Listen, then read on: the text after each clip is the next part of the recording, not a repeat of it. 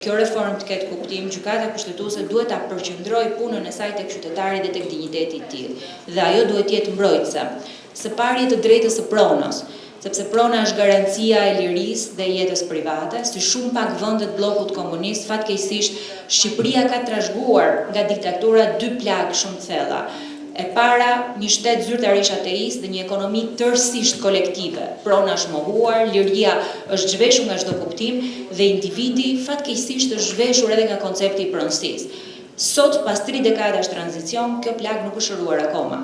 Shumica aktuale ka tërhequr çështjen e pronave në një pikë shumë vështirë për t'u kthyer pas dhe ka miratuar një ligj që gjykata kushtetuese e ka shpallur pjesërisht antikushtetues, që kushton shumë rënd qytetarëve, po edhe faturë shtetit financiare.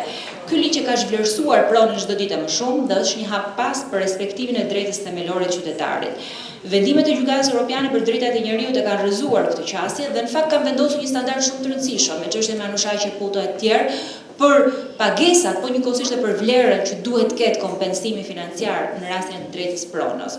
Sot Shqipëria është një nga vendet e pakta të ish bllokut komunist ku vlera e pronës ulet në 20% nëse ti do ta marrësh të drejtën e pronësisë. Dhe për mua kjo është një shkelje shumë e rëndë e drejtave të njerëzit.